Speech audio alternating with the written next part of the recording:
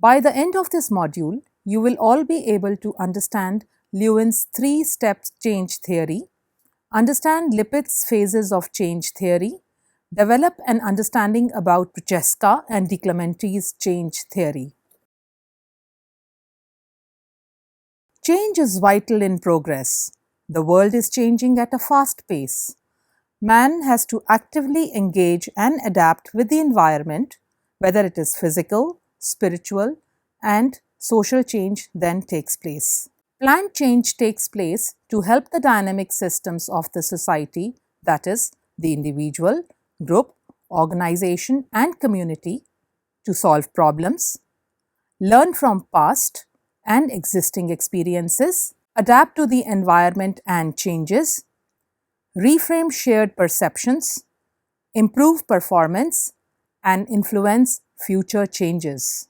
Once there is a clear-cut understanding about the need for change, the process of change has to be initiated. To attain long-term sustainability of the dynamic system, changes and improvements have to be made continuously. Planned change is a purposeful, calculated, and collaborative effort to bring about improvements in the dynamic systems with the assistance of a change agent. Transforming plans into action is a complex process, and for long-term sustainability, changes and improvements have to be made continuously. There are many change theories. The process of change fails because change agents are unable to identify an appropriate change theory or model. It is therefore important that managers or change agents identify an appropriate change theory or model to provide a framework for implementing, managing, and evaluating change. There are various theories of planned change, each conforming to a particular school of thought. These theories of change purport and reiterate that change is indeed real. The theories examine change and look at how change occurs. In this module, we will systematically examine three important theories of planned change. The first theory is Lewin's three-step change theory. Second one is Lippitt's phases of change theory. And the third one is Prochaska and De Clementi's change theory. Let us now examine Lewin's three-step change theory. Kurt Lewin was an eminent Gestalt psychologist. He developed the influential field theory. Lewin's field theory emphasizes that behavior is the result of an individual and his interaction with his entire field or the environment. For change to take place, the total situation has to be taken into account. If only parts of the situation is considered, a misrepresented picture is likely to develop that will hinder the entire change process. In 1951, Kurt Lewin introduced the three-step change model, and it was named as Lewin's three-step change theory. This provides a general framework for understanding change in the dynamic systems. Lewin discussed forces that can affect change. He views behavior as a dynamic balance of forces, the driving forces and the restraining forces that work in the opposing direction. Driving forces facilitate change because they push the system in the desired direction, pushing it forward for change. The restraining forces hinder change because they push it in the opposite direction. In fact, the restraining forces maintain status quo of the system. Hence, it is essential to analyze both these forces. Lewin's three-step model helps shift the balance in the direction of the planned change. This involves increasing forces pushing for change. And secondly, decreasing forces maintaining status quo or resisting change and hence produce less tension. Lewin's three-step change theory is also known as Lewin's unfreeze, change, refreeze theory of change. Unfreezing is the stage when change is needed. Moving is when the change has been initiated. Refreezing is when equilibrium is established. The three stages show that change involves a movement or change from one static state to another static state via a progressional shift. We will now examine unfreezing. Unfreezing is the first step of process of planned change. This stage involves creating the right conditions for change to occur. The purpose of this stage is to unfreeze the status quo or the state of equilibrium. It also involves overcoming the strains of group conformity and individual resistance. The challenge of this stage is to move people from frozen state to a change-ready or unfrozen state. Three methods of unfreezing are: first is to increase driving forces that direct behavior away from the existing situation. Second is to decrease restraining forces that negatively affect existing equilibrium. Third method involves combination of both the two methods and identifying activities that can exist in unfreezing and also motivate participants by preparing them for change. Movement is the second step in the process of changing behavior. It is a period of transitional journey and a period of confusion. The old set ways are challenged and there is no clear understanding of the new ways that will replace the old ones. The end goal here is to move the target system to a new level of equilibrium or the unfrozen state. Three actions that assist movement include: the first one is persuading the target group to agree that status quo is not beneficial. The second is work together, gather new information, relevant information, and connect the views of the group to well-respected, powerful leaders that also support change. The final one is planning and implementing the action for change. We will now examine refreezing. Refreezing is the third step in Lewin's three-step change model. The end goal of this stage is to refreeze or make change sustained so it sticks over a period of time. In this stage, new sets of values are acquired and they are actually integrated with the existing values and traditions of the system. They are institutionalized by formal and informal mechanisms. This reestablishes stability and alleviates comfort levels of the systems. This reconnects system back to their safe and familiar environment. Refreezing takes the dynamic system from a period of low productivity in the movement or the transitional state to that of the individual or organizational effectiveness and also sustainable performance. Refreezing exhibits the effects of forces that either promote change, that is, driving forces, or inhibit change, that is, the restraining forces. Specifically, driving forces promote change while restraining forces oppose change. It can be concluded that change occurs when the strength set of forces, that is, the driving forces, is greater than the strength of the opposing forces, that is, the restraining forces. For example, a person who has been alcoholic previously and has given up drinking stays sober over a period of time. Now we move to the second theory, that is Lippitt, Watson and Wesley's 7-step theory of change. This theory was given in 1958 and is actually an extension of Lewin's 3-step change theory. Change agent is very important in this theory and it focuses on the roles and responsibilities of the change agent in the process of change. The stages in Lippitt, Watson, and Westley's 7-step theory are: number 1, development of a need for change.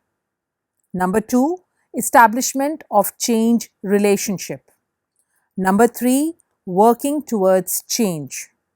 Number 4, the clarification or diagnosis of client systems problems. Number 5, the examination of alternative routes and establishing goals and intentions of action. Number 6, transformation of intentions into actual change efforts. And finally, the 7th one is the generalization and stabilization of change and achieving a terminal relationship. Let's go to the first stage, that is development of a need for change. This stage aligns with Lewin's unfreezing stage. 3 ways in which the first phase might occur. First one is the change agent notices need for intervention or change for the system and opens a dialogue and brings about awareness about the situation and offers assistance. The second one is that a third party related to both the change agent and the potential group requiring change brings the two parties together. And the third one is a person or group in need of assistance sees the need and seeks help for change. Lippitt et al. Defined a change agent as an individual who is aware of the forces that influence the process of change and offers their skill set to any type of system who seeks help. They refer to the forces that resist change or favor change respectively as the resistance forces and the change forces. The second stage is the establishment of change relationship. The change agent gains the trust of the people. How the group perceives the change agent and the potential change is an important aspect at this stage according to Lippitt et al. The third stage is working towards change. This coincides with Lewin's second stage labeled as moving. It encompasses stages 3, 4 and 5. The third stage includes information regarding the situation, that is the dynamic systems, whether they are individual, group or organization, and how they would be benefited by the change process. Fourth stage is clarification or diagnosis of client systems problem. Diagnosis of the problem is one of the most important tasks in the change process. The client system has to collaborate in the diagnosis of the problem. They have to be available alongside the change agent for observations, testing, interviews, or questioning. The vested groups in the community may become active at this stage and pressurize or threat or even try to sabotage or smash the process of change, turning the client system hostile towards the change agent. This can affect the change process and the client system may even turn hostile towards the change agent. Fifth stage is examination of alternative routes and goals, establishing goals and intentions of action. In this stage, the diagnosed problem is translated into ideas about change. Lippitt et al. Caution about motivation problems and anxieties that may arise about change or fear of failure. Such anxieties can, however, be overcome to some extent by use of trial procedure involving the change. This may help to alleviate all anxieties and foster the adoption of the idea. Sixth stage is transformation of intentions into actual change efforts. The change agent in this phase ensures that the intended goals are transformed into actual change efforts and plans and intentions are transformed into actual achievements. The change agent supports and encourages the dynamic system to steer towards change efforts. The problems encountered in this stage are: first, securing acceptance for the change process by various subparts of the system. The other problem could be many times the relationship between change agent and the client system may have ended. If the relationship continues between the change agent and the client, they may need to change their modus operandi. Obtaining feedback on the effect, outcome, or consequences of change effort is another problem. In the absence of clear information about change efforts, it is interpreted as sign of failure and it may be abandoned even though it produces desired effect. Thereafter, we move to the seventh stage, that is the generalization and stabilization of change and achieving a terminal relationship. In the seventh or the final stage, as the change becomes integral part of the dynamic system, the change agent is removed from the relationship. For the stabilization of change, it should spread to the neighboring systems.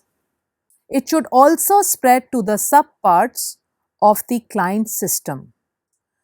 This is the process of institutionalization, where the change process supersedes the restraining forces and the retrogressive tendencies. Terminal relationship does not connote termination of relationship, but that the client system becomes completely independent of the change agent even after the change relationship has ended. Now we move to the third theory of planned change, and it is the stages of change model or trans-theoretical model, also known as TTM, which has been given by Prochaska and De Clementi in 1983. The stages of change model by Prochaska and De Clementi is one of the components of trans-theoretical model of behavior change. The TTM is a model of intentional change and focuses on the individual's decision-making process. This theory describes how people modify problem behaviors or acquire a positive behavior.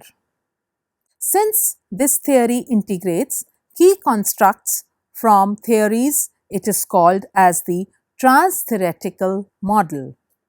The stages of change model was identified and developed during study of biopsychosocial problems, including smoking cessation, HIV prevention, alcohol abuse, drug abuse, child abuse, weight control, domestic violence.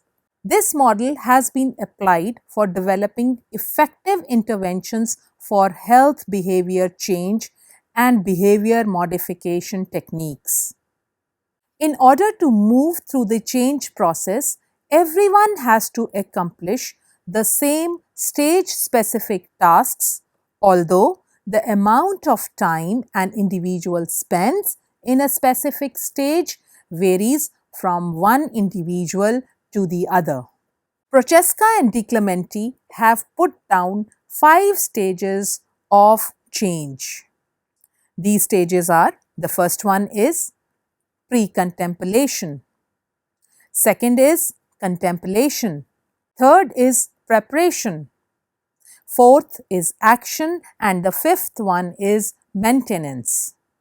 We will now examine each stage systematically. The first stage is pre-contemplation, and it is also the not ready to change stage. People in pre-contemplation do not see their behaviors as a problem and therefore see no need to change.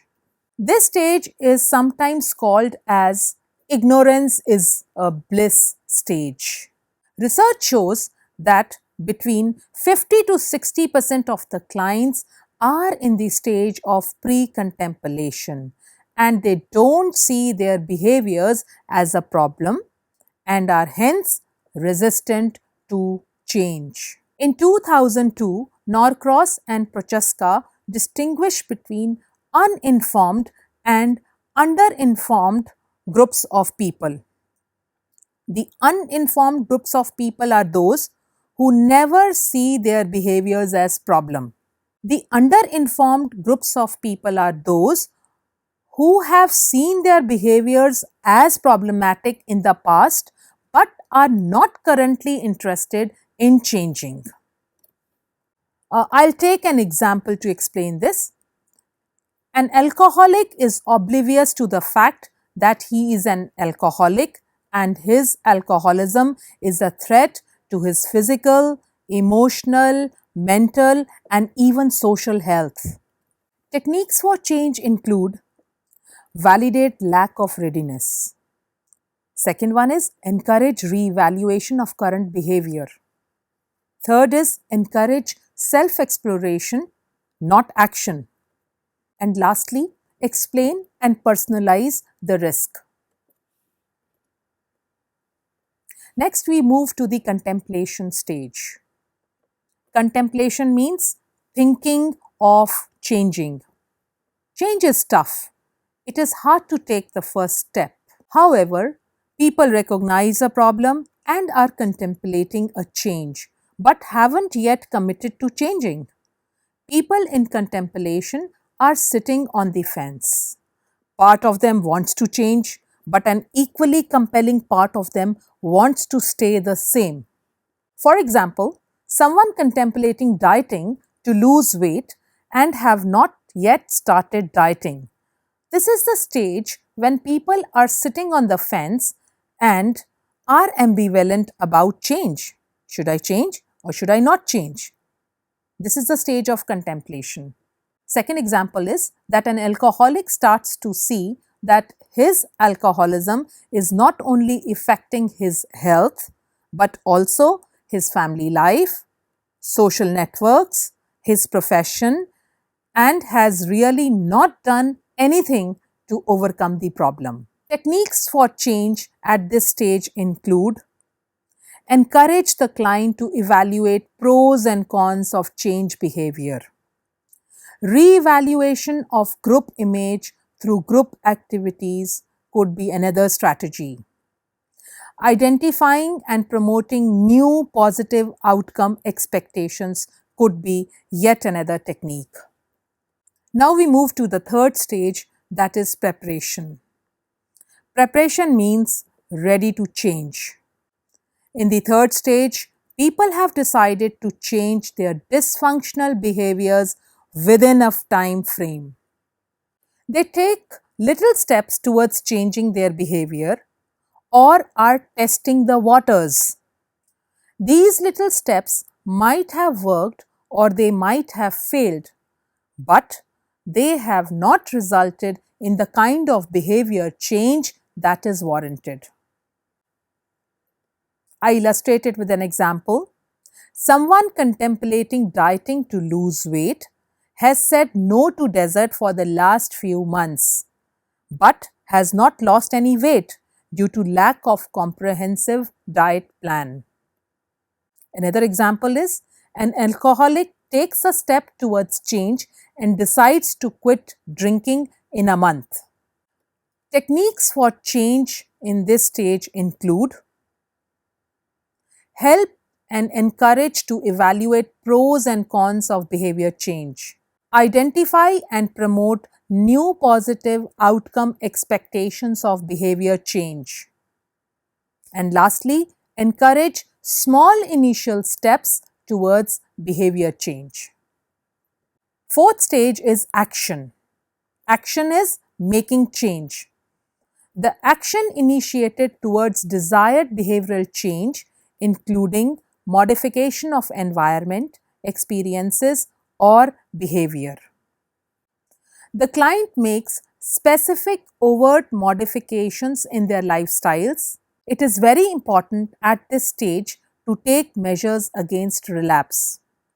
For example, an alcoholic who has decided to quit drinking joins a de-addiction center and undergoes detoxification followed by therapy, and then undergoes modification in lifestyle to take steps towards change.